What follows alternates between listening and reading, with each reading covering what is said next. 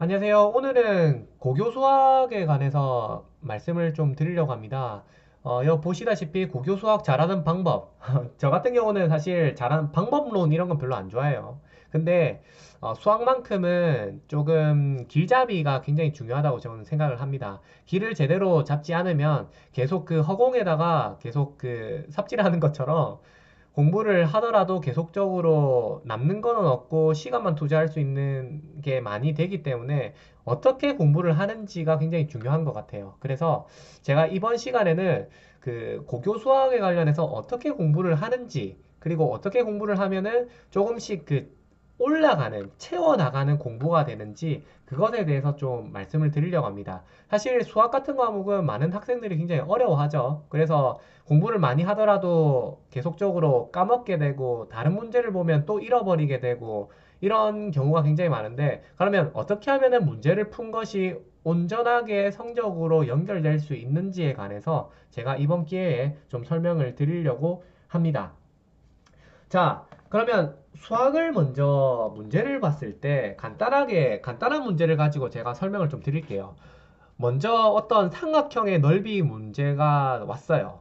삼각형의 넓이를 구해라. 이런 문제가 딱 주어져서 나왔습니다. 그러면 사실 어떤 생각을 먼저 해야 될까요? 삼각형 넓이다.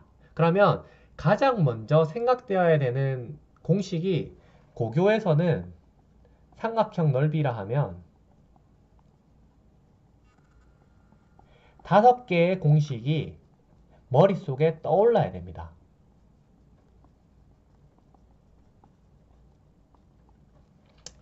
무슨 말이냐? 어떤 그 넓이를 구해라고 바로 직접적으로 구하면은 대체로 많은 학생들이 구할 수 있습니다.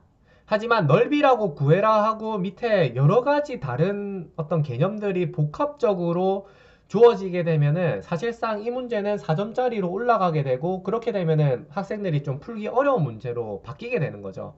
하지만 주어진 문제가 만약에 삼각형의 넓이라고 하면은 내가 먼저 해야 되는 것은 내 머릿속에 5개의 공식이 기본적으로 들어와야 됩니다. 벡터를 제외하고는, 어떤 벡터는 이과 과정에 있기 때문에 벡터를 제외하고는 5개의 공식을 머릿속에 기억해야 되는데, 제일 먼저 많은 사람들이 아는 2분의 1 곱하기 밑변 곱하기 높이가 되는 거죠. 이것은 전부 다 압니다. 그러면 내가 2분의 1 곱하기 밑변 곱하기 높이를 안다고 하면은 어떤 삼각형이 있을 때 내가 주어진 어떤 그 상수들을 어떻게 하면 구할 수 있을지를 생각을 해야 돼요. 지금 만약에 이 밑변이 나오면 높이를 내가 모른다면, 아, 밑변을 내가 어떻게 구할 수 있었다. 그러면 높이를 어떻게 구할지라고 생각을 해야 돼요. 이 높이를 어떻게 구하냐? 여기에서 바로 만약에 길이를 구하게 되는데, 고교 과정에서 길이 구하는 게 어떻게 되는 거죠? 어떻게 하면 길이를 구할 수가 있죠? 도형으로 어떤 그 원의 반지름이나 어떤 내접원, 어떤 외접원, 그 다음에 삼각형의 어떤 중학교에서 정리되어 있는 삼각형 기본 성질들, 이런 것들로 인해서 길이를 구할 수도 있고, 뭐 피타고라스의 정리 이런 것도 있죠. 이런 것도 기본적으로 구할 수 있지만, 가장 기초적으로 생각을 해야 되는 것은, 길이를 구한다 하면은 점과 점 사이의 거리, 그 다음에 뭐가 있죠? 점과 직선 사이의 거리. 이 두 가지가 있습니다. 점과 점 사이의 거리와 점과 직선 사이의 거리 공식을 우리가 알고 있으면 실제로 길이는 구할 수가 있죠. 근데 점과 점 사이를 우리가 거리를 공식을 알고 있지만, 어떤 a1 마이너스 뭐 a2의 제곱 더하기 b1 마이너스 b2 전체의 제곱의 루트를 씌우면 이 점과 점 사이의 거리 공식이 구할 수 있지만, A1, B1의 A2, B2라는 점 두 개 사이에서요. 구할 수 있지만 이걸 알려면 그 전에 또 뭘 해야 되죠? 좌표 평면이 필요한 거죠. 좌표 평면. 즉 이것을 내가 이렇게 좌표 평면화 시켜서 여기를 내가 원점으로 잡고 요 부분을 만약에 a, 0 요 부분을 뭔지 모르겠지만 어떤 위치가 지금 y절편 같은 경우는 어떤 h라고 두고 이것을 어떤 주어진 조건이 있을 거예요. 뭐 요 부분에서 3분의 뭐 이 내접점이다. 뭐 이런 주어진 조건이 있을 겁니다. 그러면 주어진 조건에 어떤 모르는 상수값을 여기 넣는다는 거죠. 그러면 모르는 상수값만 구하면 됩니다. 이거는 모르는 상수값을 또 어떻게 구할 수 있느냐? 요거는 주어진 조건들이 있을 거예요.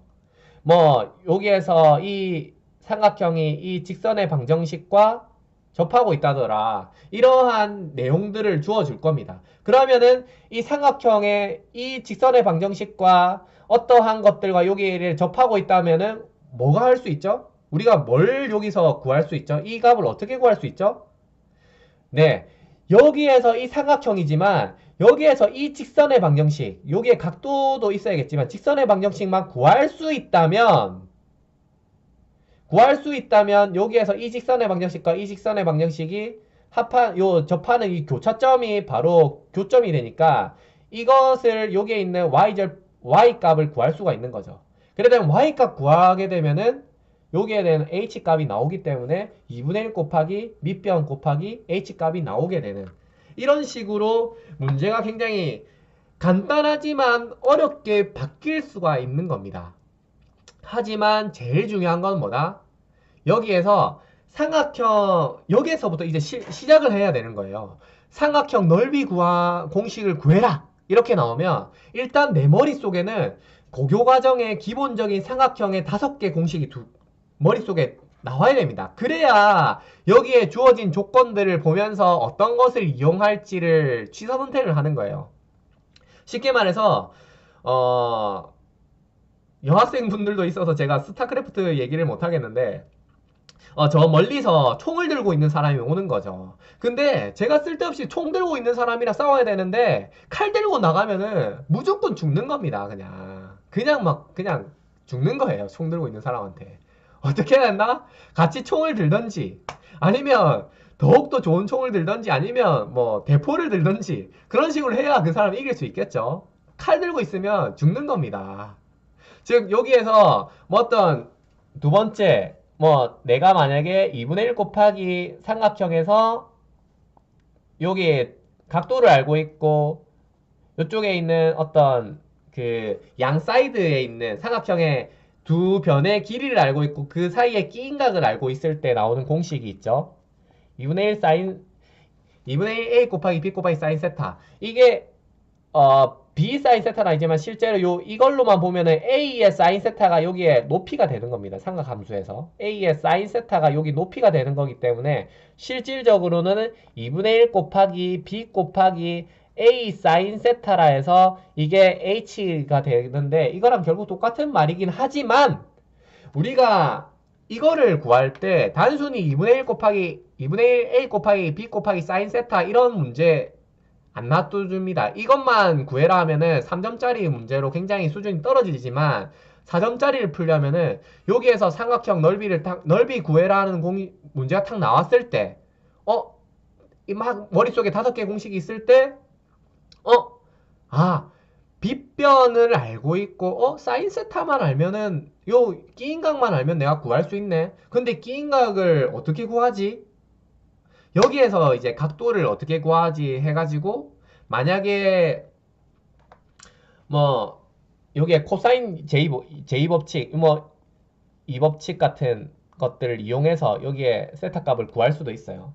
아니면 뭐 이게 내접원이라 치면은 사인 법칙을 이용해서 이 세타 값을 구할 수도 있고 a분의 사인 뭐 요쪽 각도는 b 뭐 여기가 c라고 하면 이 길이도 나와야겠죠. c분의 사인 세타 값은 뭐 2r이랑 같다. 뭐 이런 식으로 해서 세타 값을 구할 수가 있는데 어떤 우리가 그 초점으로 가지고 있는 것이 정해지는 거죠. 여기서. 즉 어떤 아무거나 그냥 막 삼각형 공식 하면 2분의 1 곱하기 a 곱하기 사인 h 막 이것만 생각하다가 이제 여기에 보니까 끼인각이 나와 있네. 그러면 잘하면 2분의 1 곱하기 A 곱하기 B 곱하기 사인 세타 이 공식을 이용해야 될 수도 있겠다라고 생각을 해야 되는 겁니다. 머릿속에. 간단하게 그러면은 세 번째, 뭐 네 번째 다 한번 써보죠. 간단하게 써보면은 세 번째는 이거는 고교 과정에서는 아마 없을 거예요. 그 정석 같은 곳에 나오는데 삼각형의 세변의 길이를 알 때 헤론의 공식이라 해가지고 루트 s, s-a, s-b, s-c 예, 이렇게 해가지고 헤론의 공식으로 해서 삼각형의 넓이를 구할 수 있는데 여기에 s는 2분의 a 길이 더하기 b 길이 더하기 c 길이 이런 식으로 해가지고 s를 구하고 여기에 대입하면은 바로 나옵니다. 즉 여기에서는 어떤 그 세타 값을 모를 때 그냥 단순히 길이 값만 다 나왔을 때 이 값을 구할 수 있는 거죠. 그러면 우리가 초점을 구할 때 세 변의 길이는 내가 두 변의 길이까지는 어떻게 구할 수 있겠어. 하지만 이 세 변의 길이까지 이 C값만 구할 수 있다면 내가 바로 삼각형 넓이 나올 수 있는 거죠. 아까 길이 구할 수 있는 방법은 이렇게 어떤 좌표평면으로 이용해서 아니면 어떤 도형의 성질을 이용해서 길이값을 우리가 구할 수 있다라고 또 머릿속에 나와야 됩니다. 길이를 구해라 이러면은 길이를 구한다 하면은 기본적으로 좌표평면에 나타내야겠다. 이게 아주 기초적으로 생각이 나와야 됩니다. 왜냐? 점과 점 사이의 거리는 우리가 고교과정 1학년 때 제일 처음 배우죠. 좌표평면과 동시에. 그 다음에 점과 직선 사이의 거리도 마찬가지죠. 이게 고교과정 1학년 때 동시에 나오는 겁니다. 그래서 이게 아주 기초적으로 나오는 거예요. 길이를 구해라 하면은 실질적으로 좌표평면을 생각해내야 되고 점과 점 사이의 거리, 그 다음에 점과 직선 사이의 거리 공식을 기본적으로 머릿속에 있어야 이 문제가 풀리는 겁니다. 근데 뭣도 모르고 막 쓰면은 이게 문제가 안 풀리는 거예요. 그 다음에 4번 우리가 외접원일 때 외접원이 이렇게 있는 상태에서 안에 삼각형이 이렇게 있다면은 이것을 우리가 어떻게 구하냐 하면은 이쪽에 원의 중심이 있고 여기가 R이라 있으면 요 꼭지점까지의 거리가 다 R로 같죠. 이 S는 4분의 이 길이가 A, B, C라 하면은 4R분의 A 곱하기 B 곱하기 C가 됩니다. 이게 바로 외접원일 때, 외접원 안에 있는 그 삼각형일 때 구할 수 있는 공식이고요. 그 다음에 내접원도 당연히 있겠죠. 이렇게 하면은 내접원이 이래 있으면 여기에서 작은 R이 있다면 여기에서 의 넓이는 R 곱하기 그 다음에 S가 되는데 S는 똑같이 2분의 A 플러스 B 플러스 C 이 세 변의 길이 삼각형의 세 변의 길이를 알고 있으면 이렇게 구할 수 있는 겁니다. 여기에서 우리가 조금 더 뭐 살펴보면은 여기의 길이랑 여기 길이, 여기의 길이 이런 것도 다 뭐냐 좌표 평면을 나타내서 직선의 방정식으로 그 다음에 이것도 직선의 방정식 이런 걸로 다 우리가 점으로 나타낼 수 있겠죠. 아주 기초적으로 응용할 수 있는 문제입니다. 그래서 이게 개념을 중요시해라라는 것은 어떤 문제가 주어졌을 때 그 문제에서 요구하는 공식들을 기본적으로 머릿속에 꺼집어낼 수 있어야 됩니다. 그 수학적인 지식, 수학적인 사고 이런 것들을 고교 수학으로 단순히 고교 수능 수학으로만 기를 수 있는지는 솔직히 잘 모르겠어요. 저도 수학을 잘한다라고 생각을 했었는데 근데 이게 수학이 아니라 사실 수리 영역 그냥 대학 수학 능력 시험이거든요. 그러다 보니까 실제로 수능 수학 정도의 문제는 정말 오랫동안 사고해서 생각해내서 증명하고 하는 문제는 안 나오고 아주 빠르게 그 개념을 알고 있고 그 개념들을 섞어서 문제를 풀 수 있느냐 없느냐 이런 것들을 물어보는 것 같아요. 논리적으로.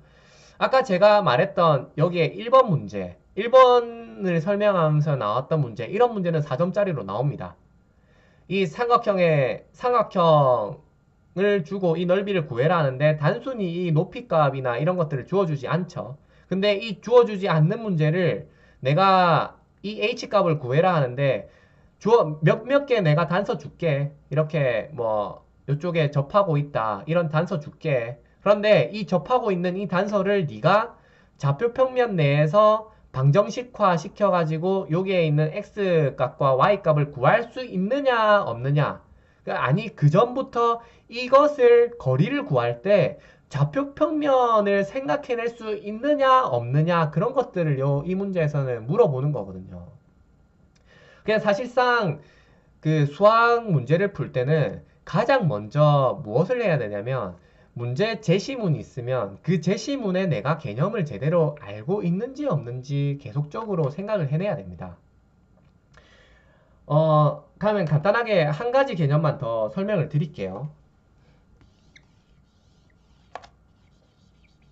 자, 한 가지 개념은 뭐 이과생들도 계실 테니까 적분에 관해서 간단하게 그러면 설명을 드릴게요. 우리가 적분이라 하면은 보통 그 수학 고교과정 수학 그 교과서에 보면은 위쪽에 이런 fx라는 함수가 있습니다. 이 함수라는 것도 한번 생각을 해봐야 돼요. y는 fx라는 함수라가 있는데 함수라는 게 생각보다 이게 사회에서도 굉장히 많이 쓰입니다. 어떤 문제가 있을 때 좀 다른 데로 좀 빠질게요. 이 부분은 좀 그 단순히 수학 말고도 다른 문제를 해결할 때도 굉장히 중요한 문제이기 때문에 이거는 제가 설명을 좀 드리도록 하겠습니다. 우리가 어떠한 사회 문제에 부딪힐 때가 굉장히 많아요. 그럴 때 내가 수학을 정말 열심히 공부를 했다 하면은 이 함수라는 것을 생각을 해요. 함수. 그런데 문제가 나왔는데 이걸 함수를 생각하기는 쉽진 않아요. 근데 함수를 내가 배웠다 하면은 그것을 생각해낼 수 있는 거죠. 즉 어떠한 문제를 해결을 할 때 얘가 어떤 함수 조건으로 있느냐 하는 거죠. 즉 정의역이 무엇이고 이 정의역이 어떻게 영향을 주느냐 하는 것입니다. 내가 이 그래프가 지금 수학 문제를 풀면은 이 그래프가 그냥 나오겠지만 실질적으로 이런 그래프들은 대부분의 어떠한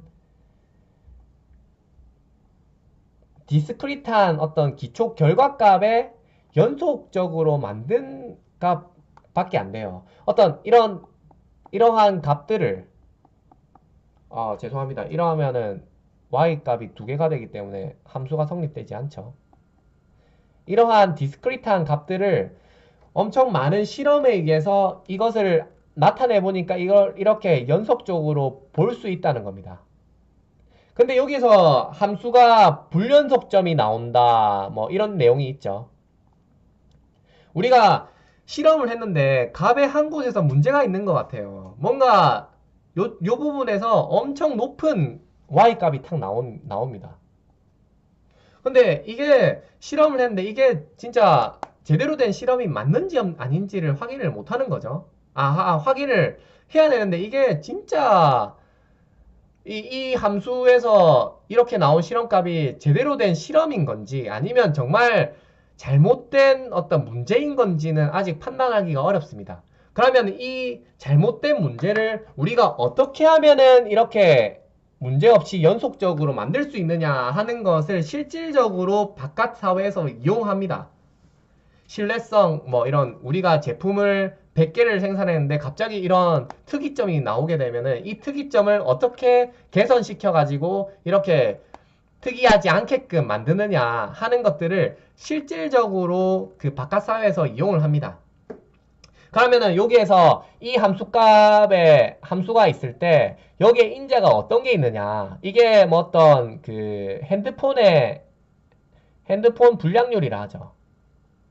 불량률이 이렇게 시간에 따라서 이렇게 움직인다 하는데 뭐 시간에 따라서 움직인다 하지만 뭐 이런 시간에 따라서 불량률이 왔다 갔다 하는데 여기에 인자가 무엇이 있느냐라고 하는 거 뭐 온도가 될 수도 있고 여기에서 어떤 게 있죠? 또 온도 그 다음에 뭐 접었다 폈다 하는 뭐 사용 환경 뭐 이게 뭐 온도도 포함이 되겠지만 그 다음에 불량률이라 하니까 그 다음에 사용자의 어떤 습관 뭐 이런 비슷한 것들이 다 나오게 되는데 이러한 것들이 함수가 되는 겁니다. 그래서 이 함수값을 알기 전에 이러한 인자들을 제대로 알면은 함수값이 나오는 거죠. 근데 여기서 인자를 내가 빼먹고 함수값을 만들었어요. 그럼 나중에 잘못된 결과가 나옵니다. 온도의 영향도 있는 거야? 이런 식으로. 이래 되면 잘못 분석하게 되고, 그러면 핸드폰 불량률을 낮추려고 할 때 제대로 낮출 수 없게 되는 문제가 발생하는 거죠. 약간 좀 밖으로 벗어나게 됐는데, 실질적으로 이 함수라는 것을 배우게 되면은 이러한 곳에서 우리가 이용할 수 있다는 것을 제가 설명을 드리려고 말씀을 드렸습니다. 사실 이런 것이 실질적인 어떤 수학 공부보다 더 중요하죠. 어떻게 우리가 이 수학을 쓸 수 있는지 이런 것을 생각을 해보고 이게 나중에 어떻게 우리가 써서 조금 더 공부하는 것에 있어서 조금 더 그 가치 있는 공부가 될 수 있는지를 아는 것, 그걸 알아야 정말 즐겁게 공부할 수 있고, 그리고 더욱더 내가 더 나은 사람이 될 거라는 확신을 가지고 공부를 할 수 있기 때문에 이 공부 한 문제 푸는 것보다 사실 이런 것을 아는 것이 더 중요하게 저는 생각을 합니다. 자, 그러면 다시 본론으로 돌아가겠습니다. 본론으로 돌아가면,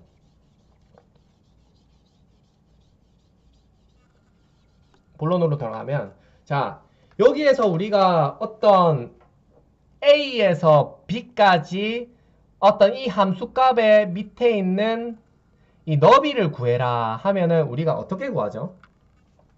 여기에서 있는 이 작은 어떤 직사각형의 넓이들을 다 구해서 A에서 B까지 이 작은 직사각형의 넓이들을 다 구해가지고 나온 것이 바로 적분이죠. 즉 A에서 B까지 fx를 dx화 시킨 것은 이게 바로 이 fx 하단부에 있는 이 너비를 구하는 겁니다. 그래서 실질적으로 넓이를 구해라고 했을 때 이 위쪽에 있는 것이 우리가 일반적으로 아는 도형이 아니다. 하지만 함수를 주어줬다 하면은 이게 좀 막 2차 곡선으로 막 되어 있고 3차 곡선으로 되어 있고 이런 함수로 되어 있는 것은 우리가 일반적인 넓이 공식을 모르잖아요. 그러면 기본적으로 적분으로 풀어야 되는구나 라고 생각을 해야 됩니다. 당연히 여기까지는 다들 잘 아실 거예요. 구분구조법으로 인해서 이렇게 푼다. 여기에서 보시면은 이 작은 아주 미소인자 이 부분을 바로 우리가 dx를 합니다. x 부분인데 굉장히 작은 이것을 바로 이제 우리가 dx라는데 이 dx에서 이 y 값이 바로 fx가 되는데 실제로는 dx 곱하기 y입니다. dx 곱하기 y를 a에서 b까지 다 곱한 것을 다 더하니까 이 밑에 있는 이 넓이 값이 되는데 이 y가 fx가 되기 때문에 즉 이 dx 안에서는 x에 관한 함수가 돼야 돼서 x에 관한 함수가 되어야 되기 때문에 이게 y 값을 여기서 이렇게 구할 수 있는 거예요. fx dx 이렇게 되는 겁니다. 하지만 여기에서 만약에 다른 어떤 함수가 이렇게 있어요. 이게 뭐 s라는 함수다. 이거는 아니죠. x에 관해서 이게 s가 바뀌기 때문에 s가 이렇게 되어 있는 함수다. y는 s다. 뭐 y는 s라는 이런 함수가 이래 있어요. 그러면 이 s가 이래 들어오면 여기는 상수기 때문에 이 상수가 앞으로 빠진다는 것도 잘 생각을 해보셔야 돼요. 이 dx 곱하기 y 값이 계속 똑같은 거예요. y값, ds 곱하기 y값이 계속 똑같기 때문에 실질적으로는 a에서 b-a 곱하기 s만 하면 된다 하는 거예요. 즉 x값이 변화함에 따라서 y값이 전혀 변화하지 않기 때문에 인마는 밖으로 나올 수가 있는 겁니다. x값에 따라서 이 y값이 s값이 조금씩 변화하게 되면 지금 제일 처음에 제가 설명드렸던 이러한 문제 이렇게 되면은 실질적으로 이런 함수가 밑에서 형성되어 있으면 이게 요 안에 s값이 들어가 있다 하면은 이거는 상수로 밖으로 나올 수가 없습니다. 이렇게 되면은 이 s는 어떠한 f2x로 할게요. 어떠한 x 값으로 인한 그 방정식으로 나오는지는 구해야 됩니다. 구해야. 그럼 여기에서 구해가지고 두 개를 곱해서 이것을 dx와 적분화시키면은 아랫부분에 나오는 넓이를 구할 수가 있습니다. 이러한 어떤 기초 개념들, 이런 것이 탄탄하게 좀 있어야만 수학 문제를 좀 풀 수가 있어요. 그래서 가장 기초적으로 제가 말씀을 드리고자 하는 것은 수학 문제를 봤을 때 문제풀이를 하고 나서 그 문제풀이를 다시 한번 보실 겁니다. 근데 이제 해설지를 보면은 대체적으로 다 아시는 내용들일 거예요. 그러면 그거를 그냥 넘어가지 마시고 이 문제를 좀 독해를 해석을 좀 하셔가지고 그 다음 문제를 임했으면 좋겠습니다. 이 문제가 요구하는 바가 무엇이냐, 그리고 내가 무슨 공식을 왜 몰랐기 때문에 이 문제를 못 풀었을까라고 한 번쯤은 고민을 하고 그래야 그 다음 문제, 다른 문제가 나왔을 때 마음껏 이것을 풀 수가 있는 겁니다. 제가 지금 구분구적법이나 적분 같은 경우는 공부 안 한 지가 벌써 한 10년이 됐어요.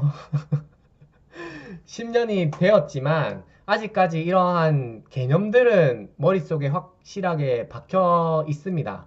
그래서 수학은 사실상 공부를 나중에 어느 정도 그 성적이 올라가면은 공부를 안 하더라도 이게 성적이 대체적으로 떨어지지 않아요. 물론 공부는 성적이 좀 떨어지긴 떨어질 수는 있는데 뭐 특별하게 막 엄청 나락하거나 이렇게 되진 않습니다. 공부를 안 하더라도. 다른 곳에는 공부 안 하면 막 떨어지는데 까먹고 하니까. 수학 같은 경우는 이러한 개념들이 확실하게 머릿속에 들어있으면 공부 안 하더라도 뭐 그 공식이나 이런 것들을 머릿속에 잠시 생각해가지고 빼낼 수가 있습니다. 우리가 여기에서 구분구적법을 알기 때문에 만약에 어떠한 이러한 함수가 만약에 y는 gx가 있다고 했을 때 요 사이에 벌어지는 이 넓이를 구해라 하면은 y는 a에서 b까지 fx-gx dx가 되는 거를 알 수 있는 거죠. 이게 단순히 그냥 그 공식을 외워라 하면은 그냥 fx-gx 해가지고 아마 정석이나 이런 곳에 공식화 돼 있을 거예요. 근데 이게 원리만 좀 알면 여기에 dx 곱하기 실질적으로 있는 이 높이들을 다 더하는 거거든요. 이 높이들. 아까 제가 말했듯이 dx 곱하기 실제로는 y입니다. y. 이게 사각형 넓이를 그냥 더하는 거예요. 이 공식에서 설명하고자 하는 것은. 그러면 이 사각형 넓이를 더하는 거니까 여기서도 똑같이 이 dx 아주 미소문자 이 dx를 알고 있으면 밑변 알고 있으니까 높이 알아야겠죠. 이 높이가 뭐죠? fx-gx가 되는 거죠. fx-gx를 하면은 이 높이가 나오죠. 이 보니까 이 fx에 따라서 gx만 하면은 높이들을 다 알 수 있는 거예요. 오, 이렇게 다 바뀌게 되는 거죠. 이 변화하는 높이들을 다 구할 수 있는 거예요. 엄청 괜찮은 거죠. 실질적으로는 어떤 적분만 알면 이 변화하고 있는 이 높이들 사이에서 나타나 있는 이 안에 있는 너비들을 우리가 다 구할 수 있는 거예요. 엄청 매력적인 포인트 아닌가요? 우리가 수영장에 갔을 때 바깥에 수영장에 이렇게 생겨 있는 것이 있어요. 이렇게 생겨 있는 것. 그럼 이것에 내가 넓이를 구하고 싶어요. 뭐 가장 간단하게 하면은 그냥 재면 돼요. 그리고 대체적으로는 이거를 굳이 함수화 시키는 거는 굉장히 어렵기 때문에 일반적으로는 그냥 사각형, 가장 비슷하게 이렇게 사각형화 시켜가지고 여기에 나오는 이 길이 값, 그 다음에 여기에서 여기까지의 길이를 다 더하면 이 큰 사각형이 되는데 여기에서 가장 작은 사각형을 만들어가지고 가장 작은 y 값을 만들면은 이 길이가 되는 거죠. 이게 b고 이 가장 큰 사각형이 뭐 b''라 하면은 a 곱하기 b와 a 곱하기 b' 사이에 이 어려운 수영장의 너비가 나오게 이 사이에 있겠죠. 근데 이 사이에 있는 값을 대체적으로 그냥 평균을 구합니다. 여기 사이에서. 그럼 뭐 대체적으로 한 요쯤에서 이 y 값을 구했다고 하면은 이 y 2-를 여기서 구하면은 a 곱하기 y 2- b 2-를 곱했다 해서 대충 한 이 수영자의 너비는 여기에서 여기까지쯤 됩니다라고 해서 빠르게 문제를 풀어야 돼요. 그 실생활에서는. 실생활이라기보다는 실제 문제를 풀 때는 언제 이 함수를 구해가지고 이거를 하겠습니까? 그리고 실질적으로 이런 것들을 구하는 것은 매트랩이나 이런 대학교에 가면은 매트랩 같은 것이 있는데 매트랩에 넣으면 바로 구해지는 거예요. 이런 것들은. 그래서 이런 거에 막 공식 그 계산하는 거에 너무 집중을 할 필요는 없지만 어떻게 구하면 되는지는 우리가 코디네이터로 알고 있어야 됩니다. 내가 이러한 것들이 있어요. 엄청 뭐 복잡한 것이 있습니다. 그러면 내가 이 너비를 구하려 할 때, 너비를 구하려면 이거를 함수를 이용해서 적분을 하면은 구할 수 있지 않을까라고 한번 생각을 하고, 그러면 이것에 대해서 함수화할 수 있느냐? 그러면은 이걸 이제 일일이 이렇게 실험이나 이런 거를 통해서 함수식을 만들어야 돼요. 그럼 그 함수식만 나오면은 그냥 이런 적분값에 바로 매트랩 돌리면은 나오니까 그렇게 문제를 풀어가곤 합니다. 우리 사회에서는. 근데 보통 그냥 그 컴퓨터로 그냥 돌리곤 합니다. 하여튼 너무 다른 쪽으로 새는 것 같고 수학을 공부 잘하면 뭐 이렇게 설명하니까 더욱더 어려운지는 모르겠어요. 뭐 조금 이해가 되시는지는 모르겠습니다. 하지만 가장 중요한 포인트는 문제를 풀고 나서 문제를 푸는 것보다 풀고 나서 이 문제에서 내가 배울 점이 무엇이 있었는지를 생각하는 게 가장 중요한 거예요. 수학 문제는. 그래서 한 문제집, 그냥 세 문제집, 네 문제집 이런 거 막 풀 필요 없어요. 그렇게 많이 풀 필요 없습니다. 한 문제집을 가지고 그 문제를 풀고 나서 그 문제가 요구하는 조건이 무엇이고 그 문제를 풀기 위해서 내가 생각해내야 했던 개념이 무엇인지 공식을 모르고 있으면 그냥 공식 외우면 돼요. 실질적으로는 증명을 다 했으면 좋겠지만 증명하는 문제도 잘 나오지도 않고 사실상 증명을 다 할 필요는 없는 것 같아요. 제가 수리 영역을 공부를 하면서 느꼈지만 정말 고난이도 문제로 넘어가면은 그 증명 하나하나 한 것들이 수학적 사고를 기르는데 굉장히 중요하겠지만 일반적인 수준에서 그 고교과정 수준에서는 증명을 막 해가지고 시간이 많으면 증명도 하면서 하면 좋겠지만 증명이라기보다는 한 공식을 가지고 어떻게 했는지 유도되는 과정들을 한번 보고 그것을 그냥 생각해보는 정도면은 충분하지 않나. 그리고 그 공식을 어떠한 상황에서 쓰는지를 정확하게 알면은 사실 고교 수학은 그 정도면은 좀 충분하지 않을까. 저는 좀 그렇게 생각을 합니다. 사실상 그 옛날 저보다 선배이신 분들, 그 본고사 시절이나 그 다음에 초기 수능의 수학 문제들은 정말 어렵기 때문에 그냥 단순히 공식 외우고 해서 가능한 수준인지는 잘 모르겠어요. 저도 그때 수학 문제는 정말 어렵다는 건 알고 있습니다. 그래서 선배들이 그걸 풀려고 일본에 있는 본고사 문제들 그런 것들을 구해가지고 막 풀었다고는 알고 있어요. 하지만 지금 나오는 수학 문제들은 그때보다 뭐 난이도가 어떻게 보면 조금 낮아졌다라고 볼 수도 있는 것 같아요. 근데 대신에 더욱더 좀 사고 영역이 좀 깊어졌던 것 같아요. 옛날 같으면은 막 계산이 복잡했던 문제가 있었던 반면에 지금은 이 문제를 주어졌을 때 그 왜 이 문제를 나타냈는지를만 알면은 한 2분 내로 다 풀 수 있는 문제들이 형성되어 있지 않나. 저는 그렇게 생각합니다. 그 수학 문제 보면은 한 페이지, 반 페이지 정도만 딱 이렇게 주잖아요. 그 정도면은 충분하게 그 문제를 풀 수 있게끔 항상 평가원에서 주기 때문에 좀 그렇게 공부를 좀 집중을 하면은 고교 수학을 좀 잘할 수 있지 않나 저는 그렇게 생각을 합니다. 이상 수학 잘하는 방법 그리고 수학 공부하는 기본적인 어떤 자세에 대해서 말씀을 드렸습니다. 좀 도움이 되셨는지는 모르겠습니다. 좀 도움이 됐으면 좋겠고요. 혹시나 궁금한 사항이나 있으면 댓글이나 아니면 개인적으로 연락을 주시면 성심성의껏 답변을 드리도록 하겠습니다. 감사합니다.